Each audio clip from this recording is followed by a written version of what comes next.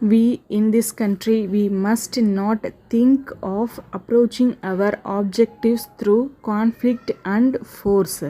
We have achieved many things by peaceful means, and there is no reason why we should suddenly abandon that method and take to violence.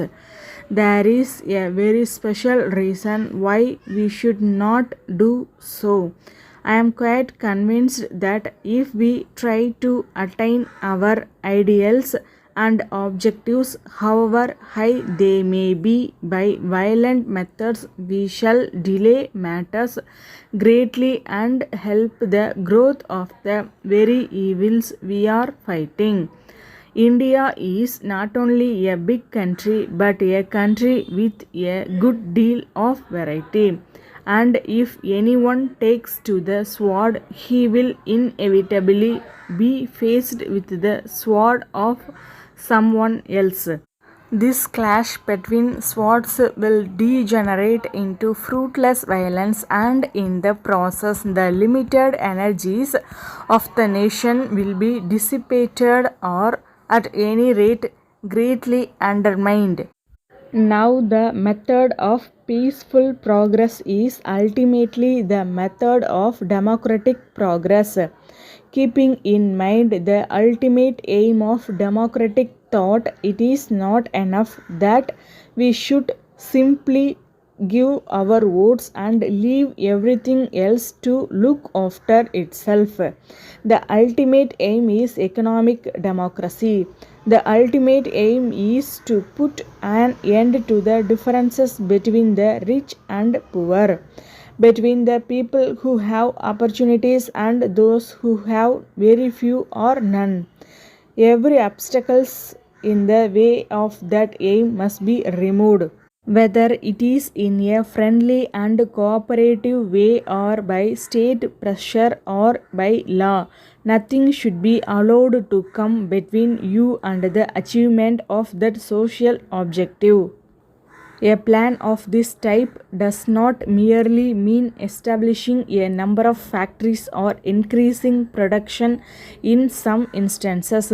That, of course, is necessary, but something with a deeper significance, something that aims at the gradual development of a particular structure of society, has to be achieved. Of course, you and I cannot lay down what the next generation must do, nor can we predict what the next generation will be like. In these days of rapid technological advance, no man knows what the world will be like in the future. Because India is technologically backward, we sometimes discuss our big problems in rather static way, forgetting that the very ground under our feet is always changing and maybe slipping away.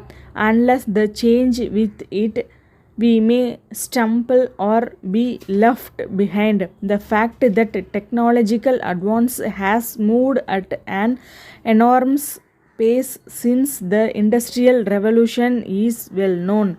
Even so, we are not emotionally aware of what is happening from day to day. It may well be that in the course of the next 10 or 20 years, this technological advance might change the whole aspect of the world, and that will naturally have a tremendous effect on the life of all human beings.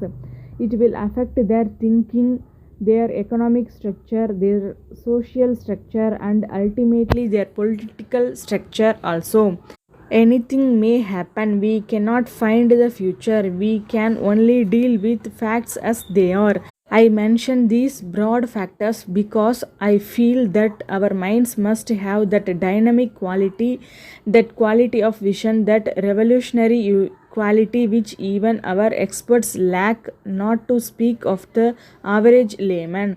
For instance, our economists and our planners have become very static in their approach. We talk of revolutions, believing all the time that a revolution is a process in which you can break one another's head. Good or bad, a revolution is something that changes the political structure of society. Letter dated 5th May 1972 from the Executive Engineer, Public Works Department, Madras, to all heads of departments in the city. Sir, the quarters of Government Estate, Madras are allotted according to seniority of applications received and registered in this office books. For the purpose of registration, the quarters are divided into four groups. The government employees are classified into four groups in advance with their pay and are allotted the quarters to which they are entitled. Consequent on the revision of scales of pay, the government have been addressed for orders for refluxing the grades for the various types of quarters, and their orders are awaited. Meanwhile, allotment of quarters is made on the old scale of pay prior to revision of pay, namely as on 1st October 1970 in the groups mentioned above. Of late, it is noticed that most of the applicants who have registered their names have not communicated the periodical changes in their pay, designation, etc. Applicants should therefore furnish full particulars to this office promptly to ensure that allotment of quarters is made in conformity with seniority of registration of applications. I request you to intimate such of those persons working under you who have registered their names for allotment of quarters to furnish to this office information regarding their present pay on the revised scale and the year of registration to enable this office to take necessary action. Yours faithfully.